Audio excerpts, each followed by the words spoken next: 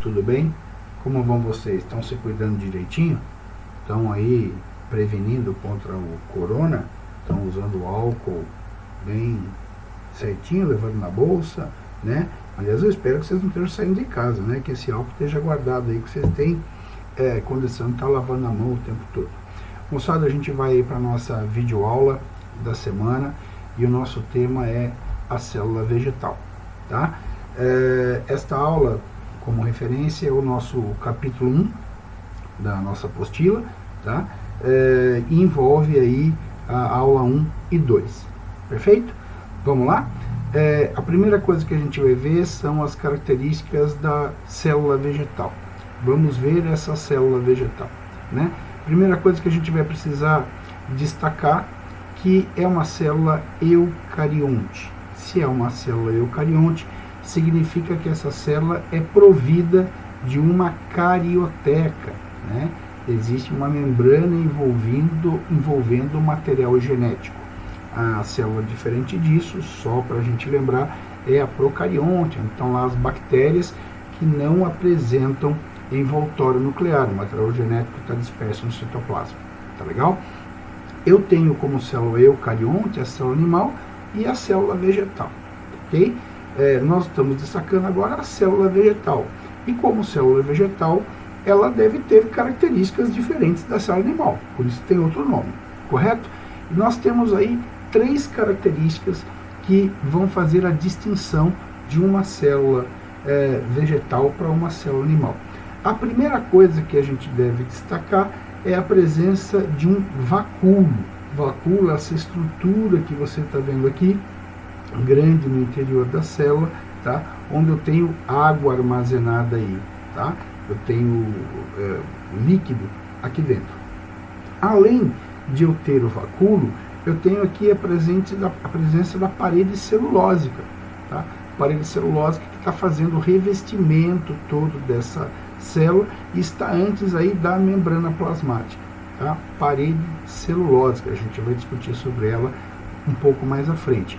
E a presença do cloroplasto, tá? A presença de cloroplasto que está relacionada aí à produção de glicose que será utilizada pela mitocôndria para a produção de energia. Legal? Galera, eu gostaria muito de dar um destaque aqui para vocês, porque ao longo desses anos todos eu já tive alunos, né, que vieram de outras escolas para a escola que a gente está e tudo mais, e a gente vai vendo ao longo do tempo que muitos vêm com uma concepção adquirida na sala de aula, ou não sei, talvez até fora dela, de que existe uma diferença muito importante entre célula animal e vegetal. A célula vegetal tem cloroplasto e a célula animal tem mitocôndria. Por favor, gente, observem aí que eu tenho as duas estruturas presentes na célula vegetal, ok? O que acontece? Eu tenho na célula vegetal um cloroplasto que vai fazer a produção da glicose, coisa que a célula animal não tem necessidade, porque a gente está ingerindo substâncias que vão ser transformadas na glicose e enviadas para a mitocôndria para que ela produza energia. O vegetal não tem como fazer isso, né? Não dá para o vegetal ir na padaria comprar um carboidrato, lá, um filãozinho, para poder fornecer isso para a mitocôndria. Então ele tem que produzir, né, esse seu alimento, tá? Ou seja, eles são autótrofos, produzem o seu próprio alimento, ok? Você observa também que na célula vegetal você tem a presença de vários organoides, várias organelas, ou orgânulos, como você queira dizer, que também estão presentes aí na célula animal. Você vê aqui a presença do retículo endoplasmático, você vê o granular e o agranular, você vê o complexo golgiense, você tem a presença aí de ribossomos, tá? Você tem organelas que estão presentes tanto na célula animal quanto na célula vegetal. Porém, tem essa diferença. O vacúolo com o líquido, né, um vacúolo central, o cloroplasto e a parede celulósica, beleza? Vamos dar uma olhadinha nessas organelas individualmente. Vamos dar uma olhadinha nas características da célula vegetal enquanto distinção da célula animal. A primeira coisa que a gente vê é a parede celular, ou parede celulósica, né? É essa parede, inclusive, que dá origem aí ao papel, que está aí compondo a nossa apostila, o seu caderno e tudo mais, né? Daí que vem o material para confecção disso. Você vê na imagem aqui, né, ela delimitando aqui a célula, tá? Então aqui você vê aqui uma fotomicrografia de uma parede celular. Ela envolve a célula externamente. Então eu tenho primeiro a parede celular e depois eu tenho a membrana plasmática. Essa estrutura, ela é rígida e está delimitando e dando forma à célula vegetal, ok?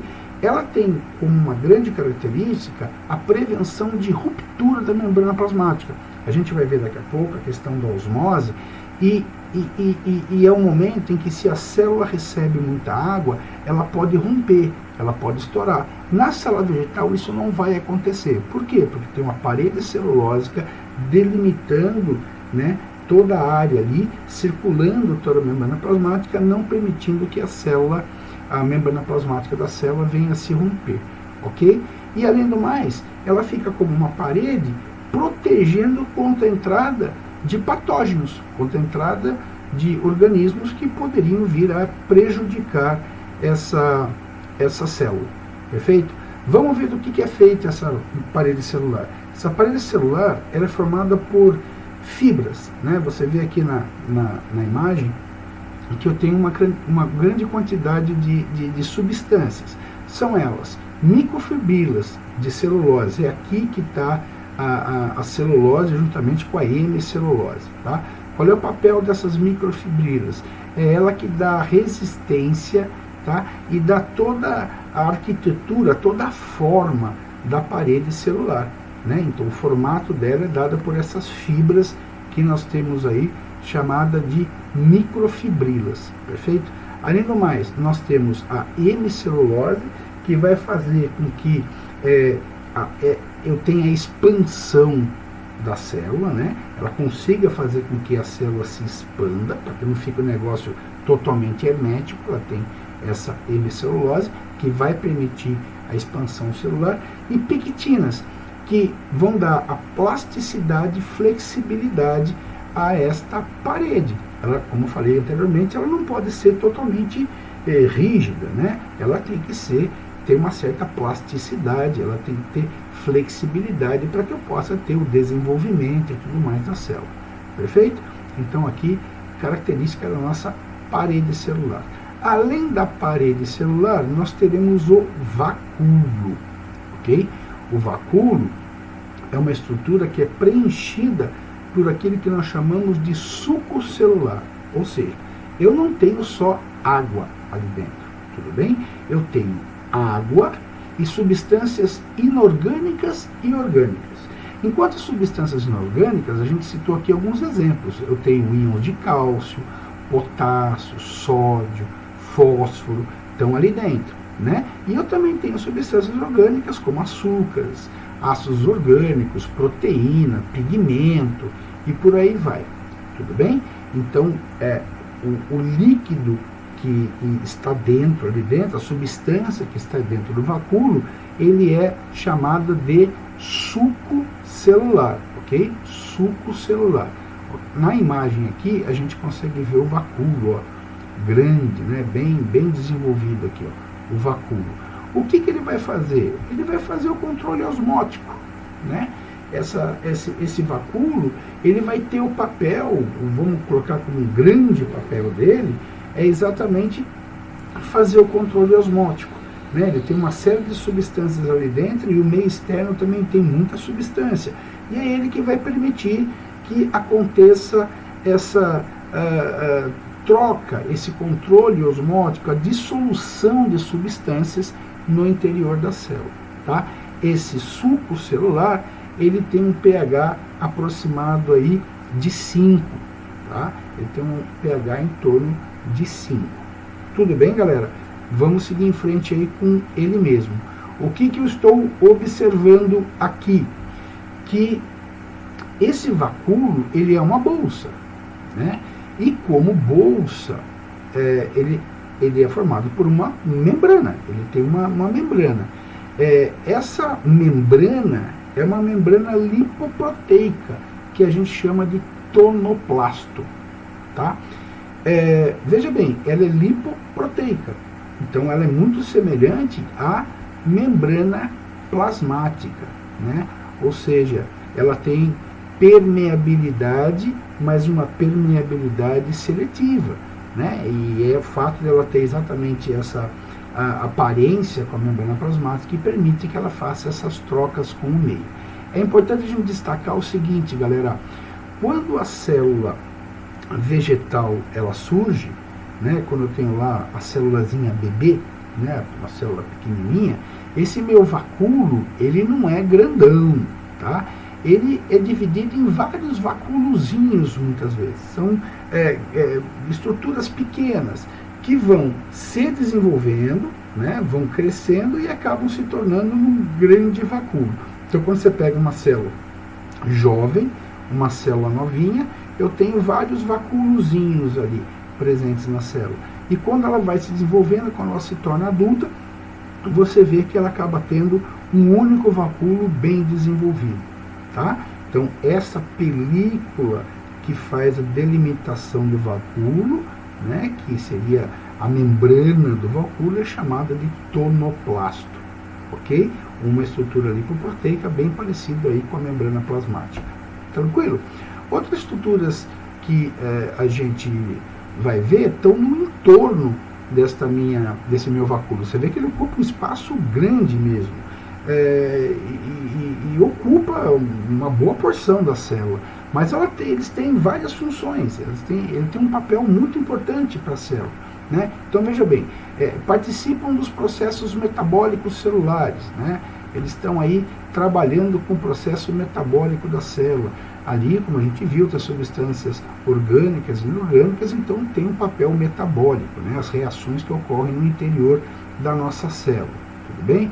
Eles fazem o armazenamento de compostos orgânicos e inorgânicos, a manutenção do pH, ajudam na autofagia, né, das estruturas internas ali da célula que serão fagocitadas, né?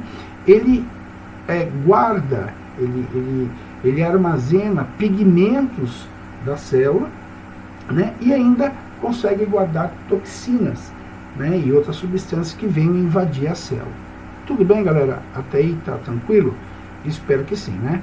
Vamos seguir em frente aí. Nós temos, além aí da parede celular e do vacúolo, nós temos que ter destaque aos plastídeos, tudo bem?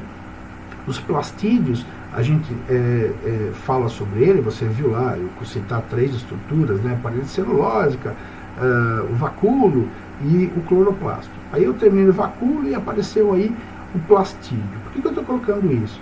Porque o plastídio, né, os plastídeos, né, são organelas de formatos variados, né, que determinam que são representados por outras estruturas da célula.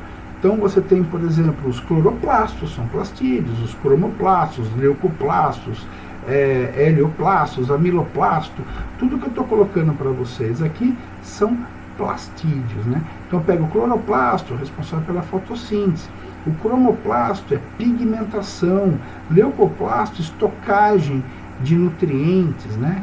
Eu acabo guardando aí amido, né? Um exemplo aqui, o amiloplástico, tá? Óleos como helioplasto e por aí vai, tá? Então são plastídeos.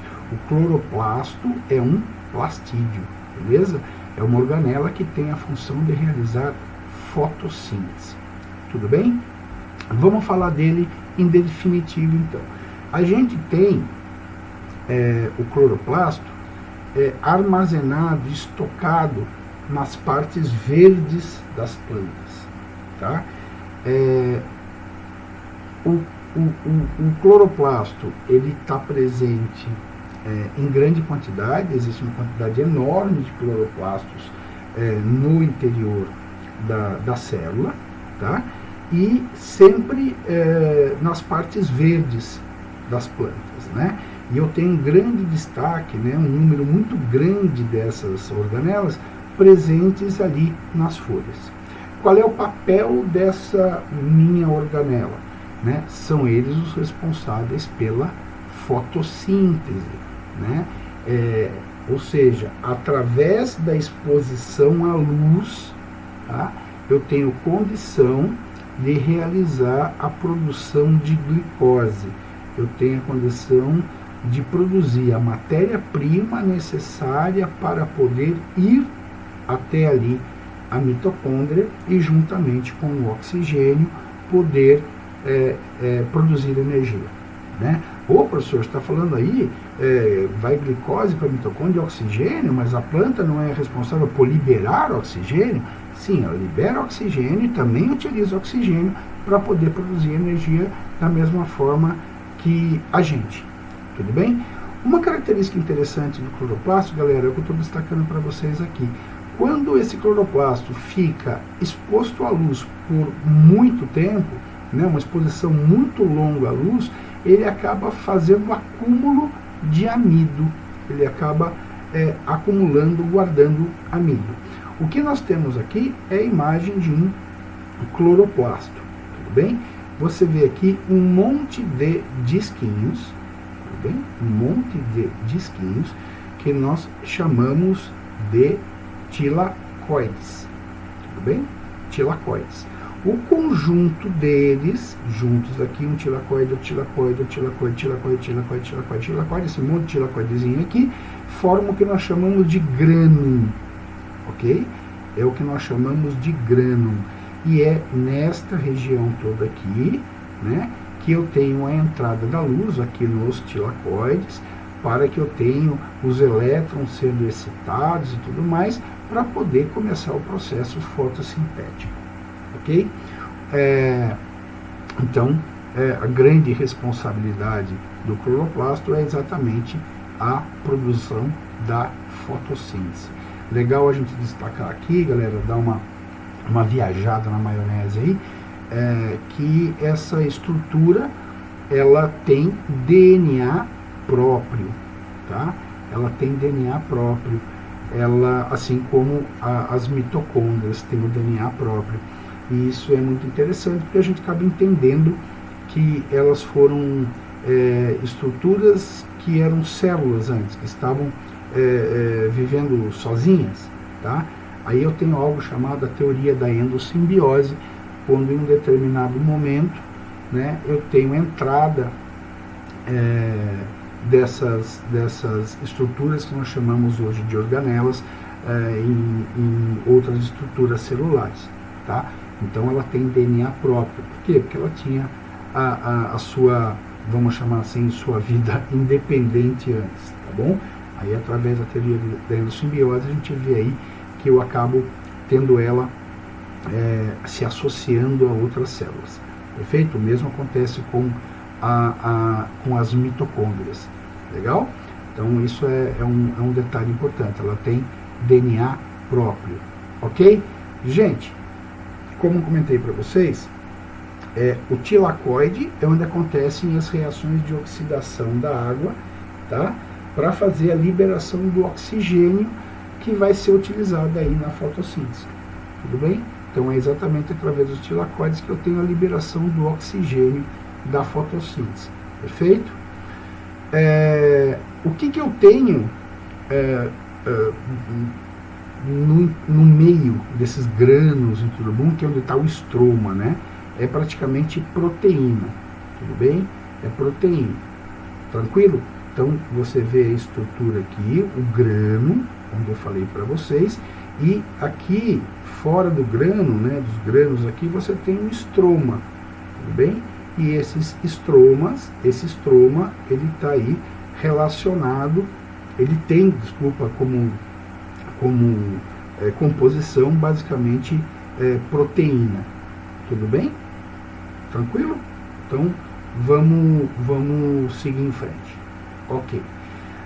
Além dos cloroplastos, nós temos um outro tipo de estrutura ali, que são os cromoplastos, né? que são dos plastídeos ali que eu falei para vocês. Eles são pigmentos, eles têm pigmentos que são responsáveis pela cor que você vê aí nas flores, né? Então você vê aí aqui uma célula, as setas indicando aqui uma quantidade enorme de cromoplastos, né? Essas estruturas aqui estão presentes principalmente aí onde você vê as cores nas flores, nos frutos, algumas raízes, né? Que são coloridas, tudo bem? Ele tem uma cor meio parecida com a cenoura e tudo mais, tá? Tanto que são carotenoides, né? Tem aquela cor parecida com a cenoura. Tudo bem, galera? Vamos em frente aí para mais uma coisa extremamente importante, que está relacionada à relação hídrica nessa célula que nós estamos vendo aí. Quando nós falamos, gente, em relação hídrica, nós estamos falando da relação da célula com a entrada e saída de água, tá? Então, primeira coisa, a gente não pode deixar de entender que quando eu falo em entrar e sair, eu estou falando em transporte, tudo bem? E o transporte que nós temos, através da membrana da célula, serão de dois tipos. Eu terei aí um transporte que é conhecido como difusão, tá? Aqui a gente está vendo a difusão, que é dividido em duas partes, a difusão simples e a difusão facilitada, ok? Que consiste no quê? Na passagem de soluto de um meio que está mais concentrado para um meio que está menos concentrado, tá? Então, eu tenho a passagem de soluto de um meio que está com maior concentração para um meio de menor concentração. Essa passagem, galera, por difusão, ela pode ser livre, pode ser de boa, né? A substância chega lá, o soluto chega lá e passa na membrana tranquilamente, sem problema algum, tá? Tá passando livremente, tá indo numa boa, não está tendo problema algum. Nós estamos falando em uma passagem de substância por transporte passivo, ou seja, eu não tenho gasto de energia, não há gasto de ATP, e eu estou indo a favor de um gradiente de concentração. Está muito lotado aqui e eu vou embora para onde tem uma concentração menor, está indo a favor de um gradiente, tá? Seria o mesmo que se estivesse no interior de um ônibus lotado, né? Você parado ali na porta, ali, encostado na porta ali, e de repente abre a porta. Quando o primeiro tentar sair, obrigatoriamente você vai sair no vácuo, você vai sair junto, tá? Você está fazendo algo sem gasto de energia. No mesmo exemplo, a gente poderia colocar o ônibus lotado, todo mundo descendo e você tentando entrar no ônibus. Você vai gastar muita energia para fazer isso. Aí nós estamos falando em transporte ativo. Então, quando eu falo em transporte passivo, eu estou falando de ir a favor do gradiente. Tá todo mundo indo naquela direção, eu estou indo junto, eu não estou gastando energia. Tá? Se eu estiver nadando contra a maré, vindo no sentido contrário, eu estou falando em transporte ativo, beleza? Aqui eu estou com dois casos em relação hídrica da célula vegetal, onde eu não tenho gasto de energia. Esses dois casos são a difusão e a osmose, beleza? Difusão, então, é a passagem de soluto do meio de maior concentração para um meio de menor concentração, perfeito? Através de uma membrana semipermeável. Esse transporte que passa pela membrana sem problema algum, eu chamo de difusão simples. Mas, quando tem alguém me ajudando na passagem, tem alguém me favorecendo a passagem, eu chamo de difusão facilitada. Ou seja, alguém facilitou a minha entrada. Esse facilitador, moçada, nós chamamos de permease, tá? Isto é uma permease, uma proteína chamada prepermease, que facilitada, a entrada do soluto do meio mais concentrado para o menos concentrado. Isso está ocorrendo sem gasto de energia. Quando eu falo em transporte pela membrana, eu falo em difusão, mas também tenho que falar de osmose. O que é osmose? Diferente da difusão, ela é a passagem não de soluto, mas sim de solvente, e de um meio que está em menor concentração para um meio que está em maior concentração. Acho que essa imagem deixa bem claro aí, estou mostrando para vocês. Ó, eu tenho pouca concentração aqui, alta concentração aqui. Então eu tenho a passagem de solvente, água, de um meio de menor concentração para um meio de maior concentração. Isso está ocorrendo sem gasto de energia, tá? E chama-se osmose. Muita gente, galera, tem problema com essa questão do soluto e do solvente, beleza? O soluto é uma partícula, né? Pode ser o oxigênio, a glicose. O soluto é aquilo que geralmente é dissolvido pelo solvente. O solvente geralmente é água, beleza? Então vamos dar um exemplo aí. Eu pego achocolatado em pó e leite, né? Achocolatado em pó e leite. O que é o achocolatado em pó? Ele é o soluto. O que eu vou fazer? Eu vou colocá-lo no leite, que é o solvente. Então, o leite dissolve, difunde, tá? O soluto, perfeito? Então, o achocolatado, soluto. O leite, solvente, né? Água e sal, entendeu? Água é solvente. O sal, soluto, né? Eu pego o sal, coloco na água, aquilo se dissolve. Tudo bem? Então é um solvente, água. Perfeito? São essas dois tipos de transporte que nós vamos ter acontecendo na membrana da célula vegetal. Tudo bem? Acho que sem dúvida, né? Vamos dar uma olhadinha na questão da osmose, né? Lembrando, osmose, passagem de solvente do menos concentrado para o mais concentrado.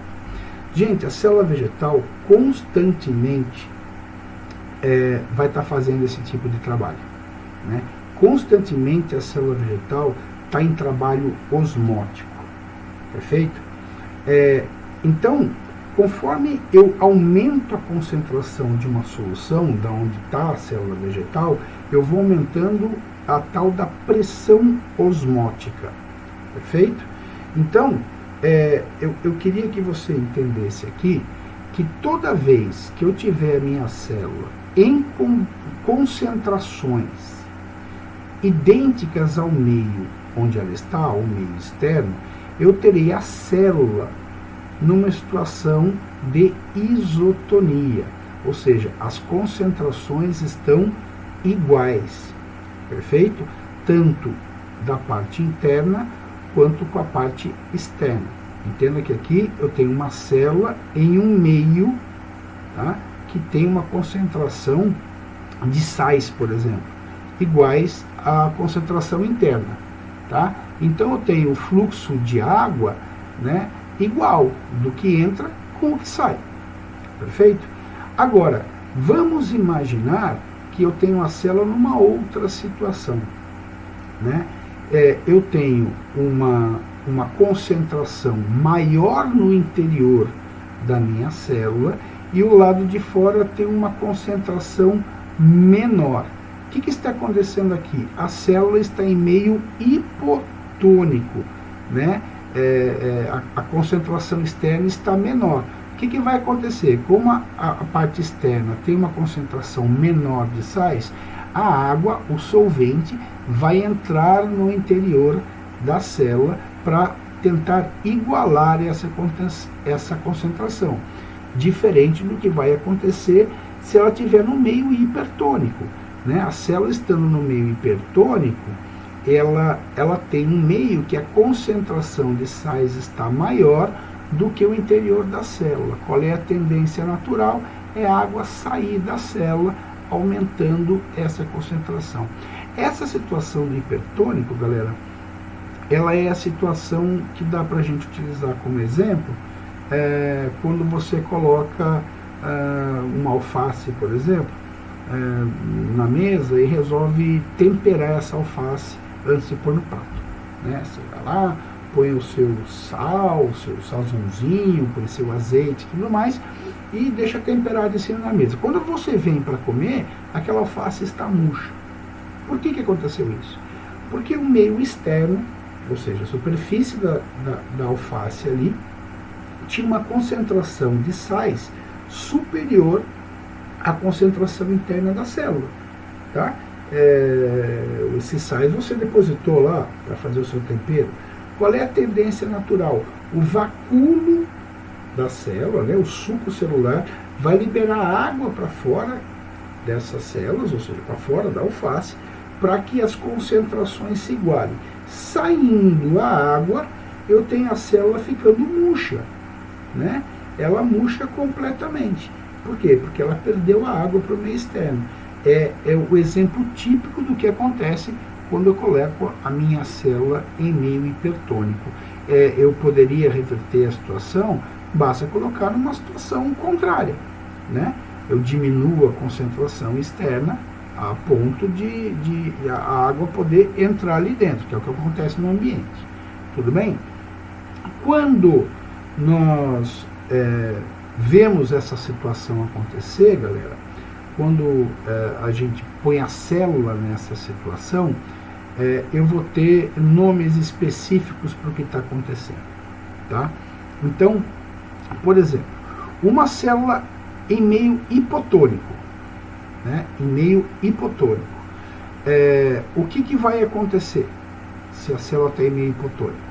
A água tende a entrar, né, no interior da célula, afinal de contas ela está hipotônica, né, no meio hipotônico, ok?